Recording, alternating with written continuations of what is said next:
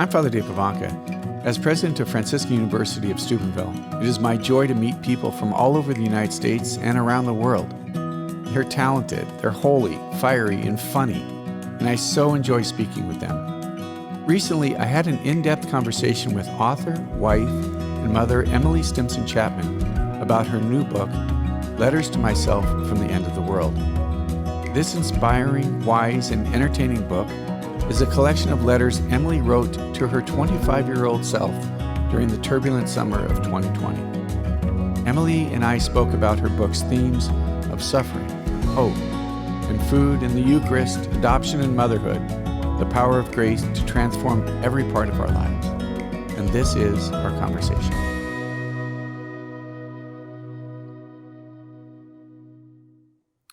My life growing up was all about being Catholic. It's funny, I don't think I attended one Protestant service like before I was 21. It was just, this was all of my life. My mom and dad were part of Curcio. My mom and dad were our catechists in the parish. They taught the youth group, confirmation groups. Twice a year, mom and dad would go on retreats, the Curcio retreat. But that was just my world. It was everything Catholic. But that was not necessarily your world. No, I mean, my parents are, 15 years younger than you? Mom and dad are 85, something yeah, like that. so they're 15 years younger than your parents. And they were teenagers during the late 60s. They graduated from high school in 1967. Okay. So my grandpa was so mad at the church that he pulled my aunt out of Catholic school and sent her to the public high school, which I think is something he had never fathomed he would do. So my parents were getting mixed messages from their home and from the church or from their high school teachers. They did the best they could, but they did not. My parents weren't well catechized. They grew up in a world probably like you did, where everything was Catholic, and they didn't realize what it was going to take to form us in the faith, that there was going to be more necessary than just sending us to Catholic schools. And I went to Catholic schools in the 1980s. We had a priest. I think you said not the golden age. Not the golden age of catechesis. Like, we did our first confession 2 years after our first communion. Okay. We were told that was the last time we really had to do our first confession because Vatican II had done away with that.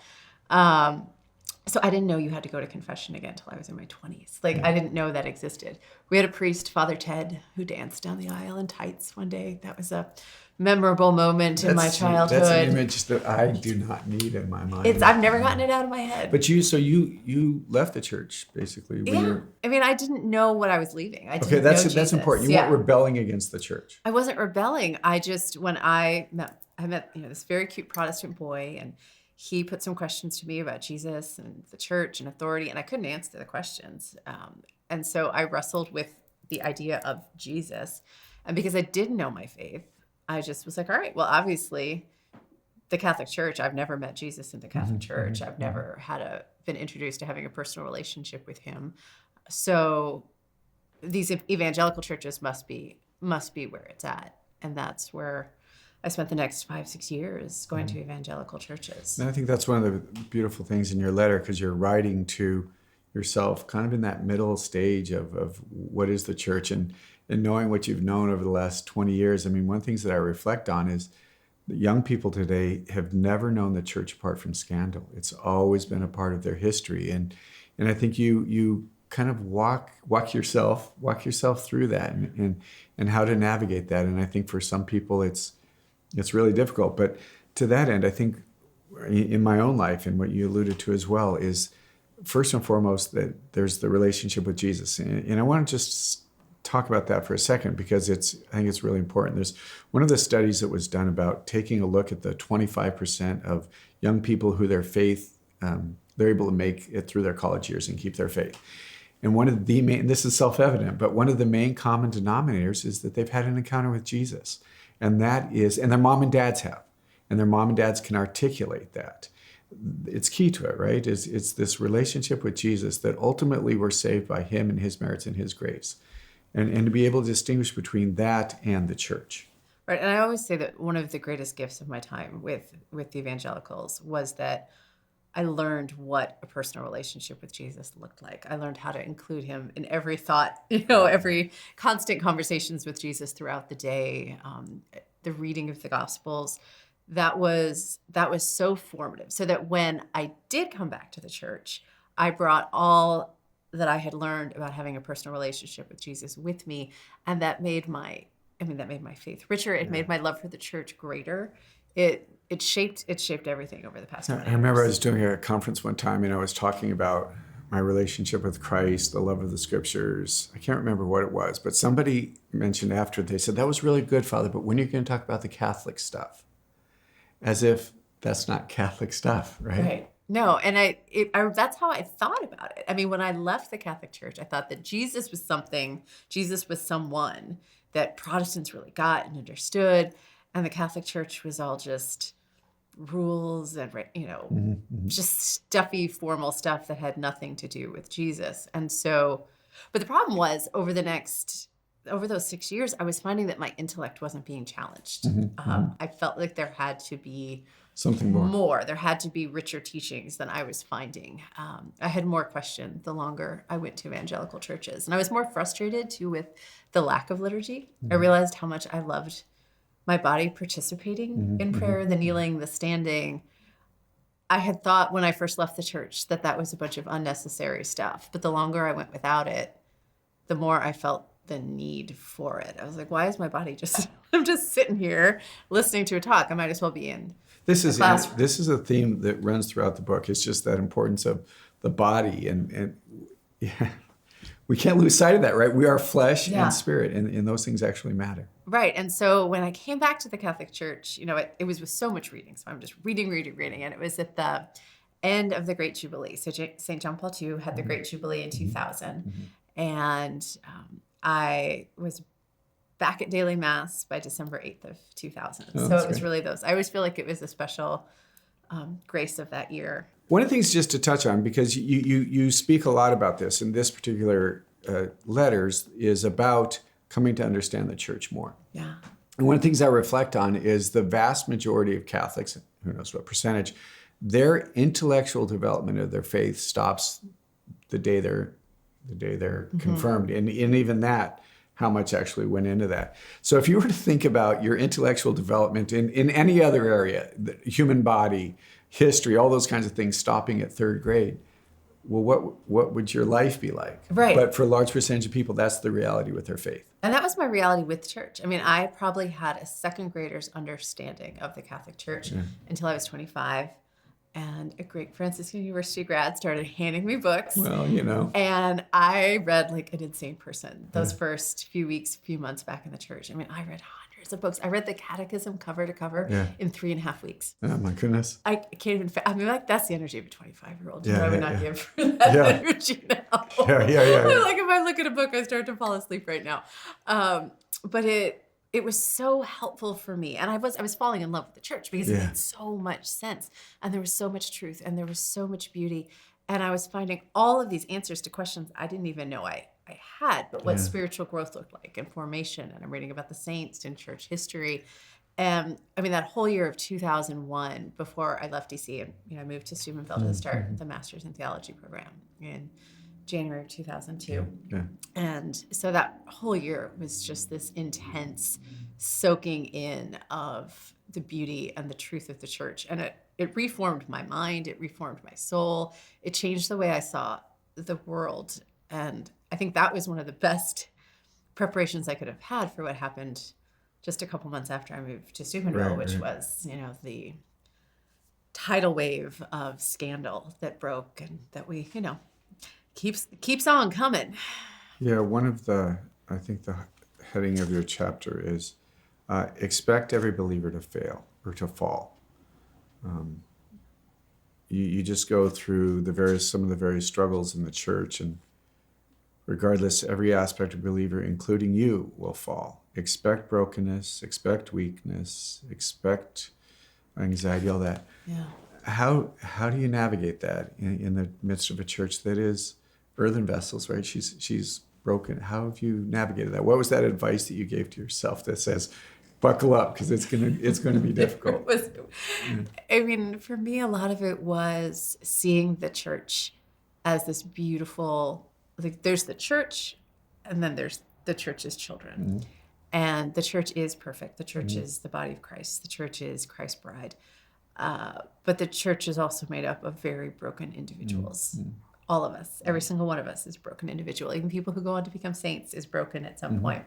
And so we end up hurting each other and we disappoint each other. And our wounds come across at, whether it's through grave scandal, whether it's through cowardice, whether it's through a lack of kindness, inhospitality. I'm tired. It's okay. You had a late night. Yeah, I had a late night last night with the babies. So just all those little slights and hurts, and then the big scandals, it's all just coming from broken human people. So it's not confusing those people with the church triumphant, beautiful in history and marching God and his angels and his saints and Jesus.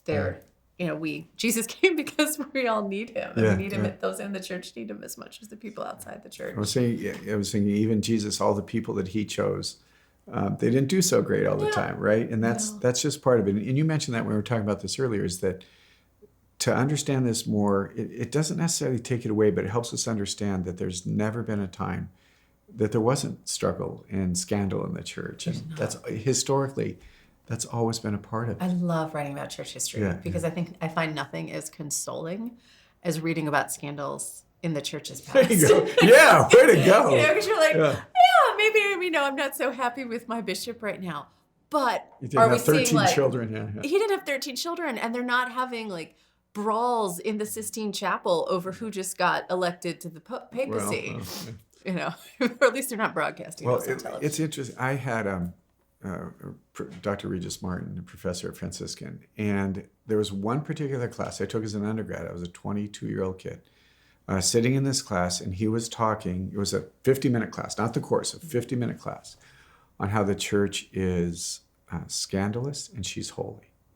And he spoke about those two things, that the same church that produces Mother Teresa and St. John Paul and also other people that were not. And that it changed me, because first I saw, yes, that the church she is beautiful. She is the bride. Her dress is beautiful, maybe have a few spots on it, but she's still beautiful. And she's also scandalous. But then that's my story, right? It's so easy to put expectations on the church or on other people that we don't put on ourselves, maybe. Right. And you just start to think about, how many times have I been the unkind one? How many times have I sinned? Where, but for the grace of God, could I have gone, and what scandal could I give? And so it's looking at it in the context of history, looking at it in the context of your own life and your own failings, and just recognizing God sees it all and we don't see anything. I mean, yes, there might be people outside the church who are lovelier and kinder and much more generous than the people at your parish. But what would they be like if they had Jesus? Would they be the greatest saints of our age? And then all of the people in the church who we judge because they're not kind enough, or they're hypocritical, or they're judgmental, whatever it is, what would they be like without Jesus? Sure. I mean, can you imagine? I love the weeds and the wheat, the story, right? That it's all growing together. We call it the church. And in the end, the Lord is going to weed it out and figure it out. But it's not my job to do that. Right. Which is why I'm I use a quote from Dorothy Day, and she talks about how, she's never expected much from bishops and Father Abbots, but she expects the Eucharist from priests and bishops, and that's what they deliver. And that sounds like a cynical way to approach, but you just have to everybody's broken. I'm called to pray for everyone. And God loves everyone. He loves the bishops who are criminals. He loves the bishops who are weak. He loves the bishops who are cowards. Same can be said for priests or popes throughout history. But he called those men, and he loves them. And so it may be my prayers that's going to help that priest or that bishop get to heaven. And that may be the only way that man is going to get to heaven. Right. And so to just approach it with the same love of God for all of the people in spite of their scandals, it makes it easier to I can't change that, that situation, but I can pray for that person and pray that they get to heaven. And that makes it easier to cope with this. St. Francis would say the same thing to Dorothy Day, is that you could have the priest who's scandalous or wasn't being, but he can still confect the Eucharist, and he can still bring us the sacraments. And there's a grace. And he said that person ought to be honored and because of that. And I remember when one of the particular scandals was breaking, I was in the Baltimore airport, dressed as a priest, and every news television on in the entire airport was about. And like, I just was quite sure that everybody stopped walking in the entire airport and just like looked at me. Yeah. And I think,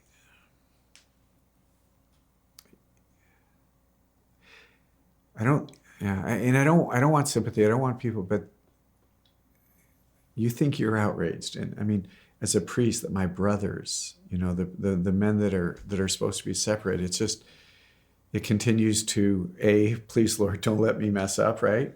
Yeah. But let me be a witness to it. Because you mentioned in here that there are some priests and friars. Yes, I said friars. Yes, you did. Yeah. Yes, I did, yeah. But I think that's important to remember as well, that there are, we know that there are men and women out there that are doing wonderful, beautiful, holy things. Yeah, and it's, I talk a little bit about the anger. Like, I want to get that quote. Go. I've been saying lately, as Catholics, we're called to live, in harmony with faith and reason. And it is a reasonable thing to be angry at the sins committed by the church's children. Like, if you're not angry about some of the horror stories that have come out, you're not being reasonable. But by faith, we then have to respond in a different way than the world. Yeah, that's what I love. So this, again, you writing to yourself, you said, beware of indulging your outrage, Emily. When you feel it rise up in you, take it and give it to Jesus. Offer it to him. Then get back with the work that will actually help this hurting church become a saint. Yeah. No, and I think it's easy to let the outrage sort of run out in front of us. And that becomes what we're posting about on social media. That becomes the prism through which we see the church. But that doesn't help the church. Being outraged and venting about that and focusing on that, that's not going to make the church holier. What makes the church holier is us becoming holier. There's Mother Teresa, we've talked about, what one person like her did for the church. What if there were 10? What if there were 100? That's what changes the church. St. Catherine of Siena blamed herself for all the problems of the church in her age. There was the Pope was in Avignon at one point, then there were 3 popes. It was a problem. And she kept lamenting, it's my fault. It's because I'm not holier. I need to be holier. She may have been putting too much pressure on herself. Yeah. But I think that's the attitude we have to take. All right, this is hurting Jesus, to see this happening to his church. And I can console the heart of Jesus and make the situation just a little bit better if I, give some money to the poor, if I work on controlling my temper, if I kick my, whatever addictive habit I have, that consoles the heart of Jesus and it helps the church in the world. It does, and it gives witness. Whereas the largest percentage of people in the culture, what they're hearing about the church is negative, unfortunately. I remember a story I heard of this woman, she was from Colorado, and she was sharing a story when she was little. Her mom and dad would wake them up on Saturday mornings. They'd get up, they would make peanut butter and jelly sandwiches, and they would take it and give it to the poor. And this other person who was also Catholic, he said, that's a beautiful story, but peanut butter and jelly sandwiches, that's not going to fix the ills of the church today. And she said, I thought so beautifully. She said, you misunderstood the story. It wasn't about what we were doing for the poor. It's what it was doing for me and how it was changing me and how it was transforming me. And from that, impacting the church. Yeah. No, it is. And it's little things. It's little changes. It's how you engage with a person on social media. It's how you smile at a person when you're walking down the street. It's how you are, you're kind to the checker. Whatever it is, right. Those little things, they're changes in you that make small changes in the world. And all those changes add up. Even though it may feel like you're accomplishing more by bashing somebody on social media, you're actually not. Yeah. You tell a story just kind of on part of this conversion back to the church and love for the church, that you were at St. Joseph's in Capitol Hill. Mm-hmm. Mass on February 2001. You're talking about go up to the Eucharist. You said 2 minutes later you will walk out, again writing to yourself, thinking your body is holy and seeing food as a sign of God's love and a foretaste of the Eucharist, that you'll never look back. Just maybe a little bit about this encounter with Christ in the Eucharist and how that changed you and how that is helping you become the saint that you think God's calling you to be. Yeah, so one of the things I go into depth with in the book is the things that have helped me grow closer to Christ, even in the midst of the scandals over the past 19 years now. And the first and foremost is the Eucharist. So when I came back into the church, that was one of the first issues I dealt with. And I fully was intellectually convinced of, this is Jesus's body and blood. I knew what transubstantiation was. I could quote you the passage from, the exact definition from the Summa if you wanted. But I hadn't connected it with, it hadn't become personal yet. Like it was all an intellectual thought. And at that point I was still struggling with anorexia. I still had an eating disorder. I was on the tail end of it. I was trying to get better, but I just on my own, I couldn't. And one day in Mass, I'd probably been back to the church for about 3 months at that point. I was on my way back from communion and I heard this, just a thought in my head. And it was the most intimate communion I have with God is that I eat him. And suddenly in that moment, all of the reading I'd been doing about the Eucharist and all of the going to Mass, all the adoration, it all just came to this peak. And I saw that the thing I was most afraid of, food, was the very thing that God was using to give himself to me. Bread of life. And the radical intimacy of that gift. Like God has made himself vulnerable in the Eucharist. He can be mocked. He can be discarded. He can, he's letting us chew him, and God loved me so much that that's how he was giving himself to me, like body to body and flesh to flesh. And that I experienced profound and radical healing from the eating disorder through really in that moment. What takes a lot of people years happened for me very quickly because of that grace of communion. And so that thought has never left me. And it has shaped, it shapes everything for me. It shapes how I see my body. It shapes how I see grace. It shapes how I see the Mass. Just the holiness of the Mass and the importance of the Mass and what God is doing for us in the Mass. And it's so easy, like, oh, Mass, we go, but there's a soccer game, or I'm not, I'm kind of tired because we're out and about, or we're on vacation. Preaching's not good. I don't like the music. Right. But Jesus is there. And he's not there just to give himself to us spiritually. He's there to give himself to us physically. And, with COVID, not being able to go to Mass for, I guess here we weren't able to go for about, 2 months maybe, from the middle of March to the end of May, so a little over 2 months. And that was one of the most difficult times of my life because I'd lost, I need that food. The Eucharist nourishes us in a way that is real and it's powerful and it's not magic, but it is, it's transformative. Yeah, you used the word humble. That was one of the things that really transformed Francis of Assisi was, first off, he couldn't imagine God would humble himself and become a baby. That's just remarkable. So for Francis, Christmas is what it's all about. And then that same man would humble himself and be crucified.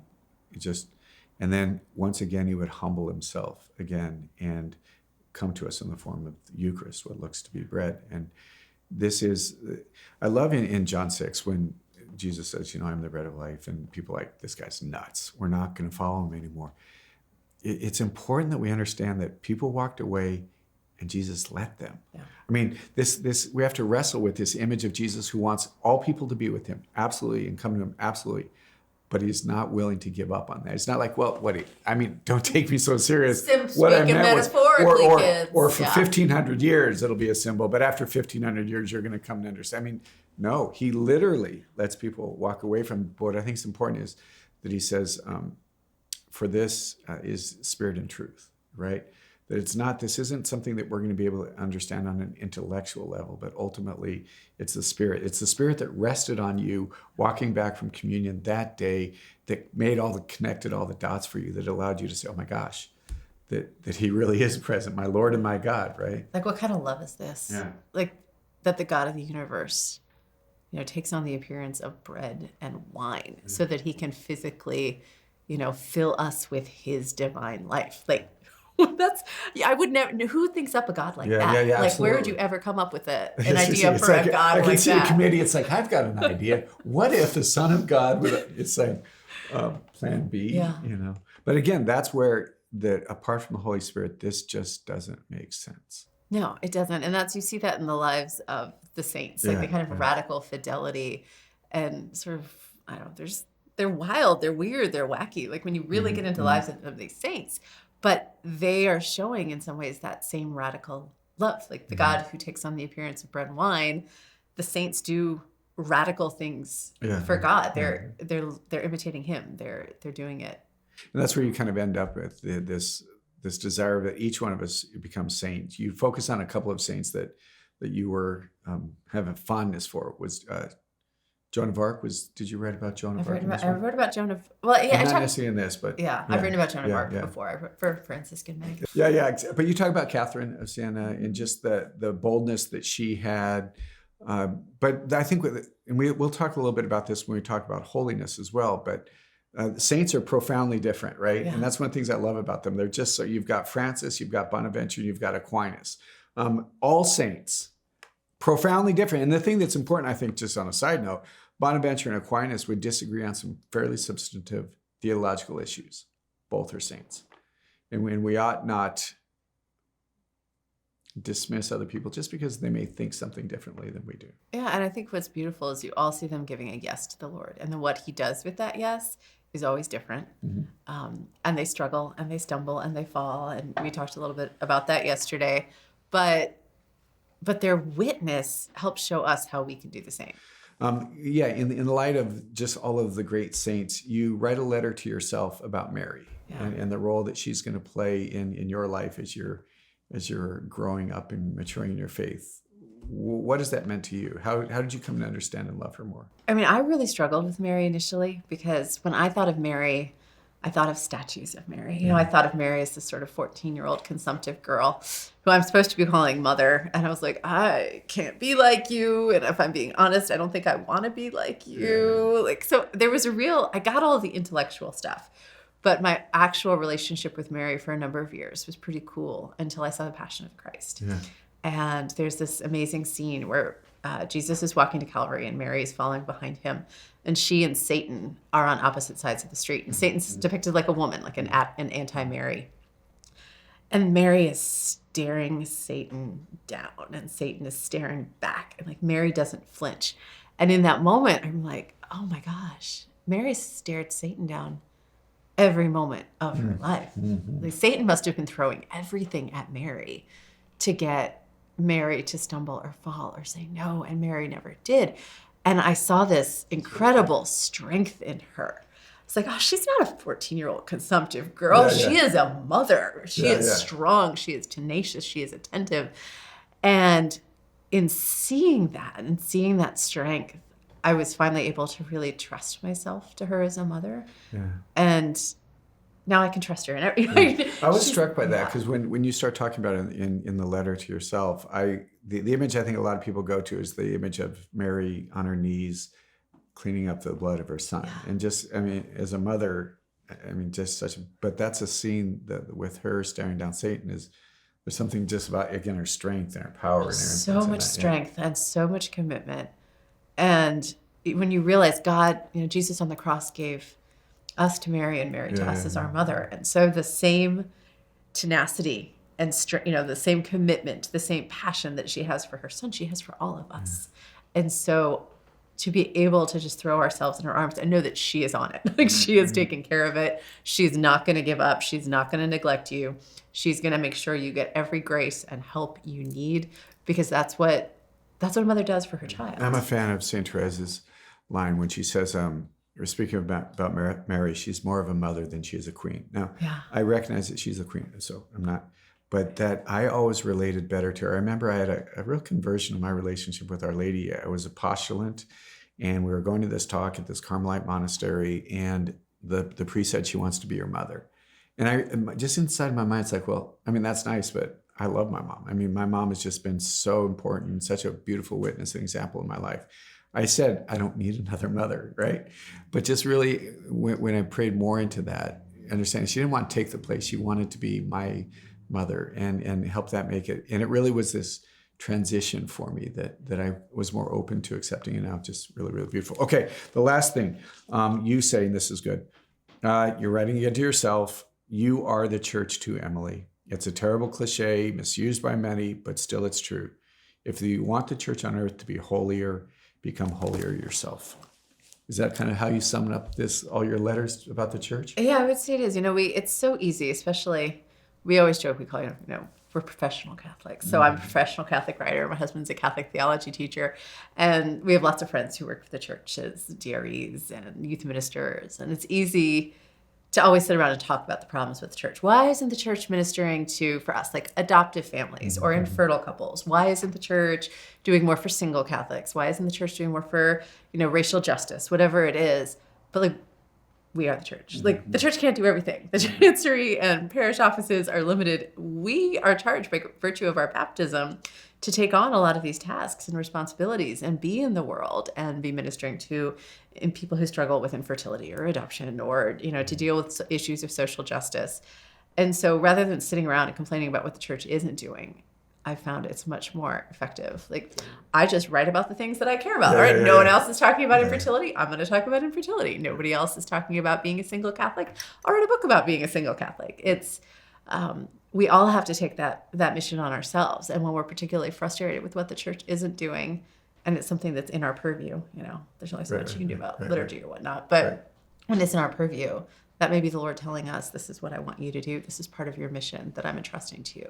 Okay. So your final line, letters to yourself, what you've learned, you're going to do your tweet or whatever. What's going to be that line that you're going to remind yourself of? The church is beautiful. Yeah, and you root yourself in Christ and you will see that beauty. That's pretty good. There you go. That's my tweet. Cheers. Okay.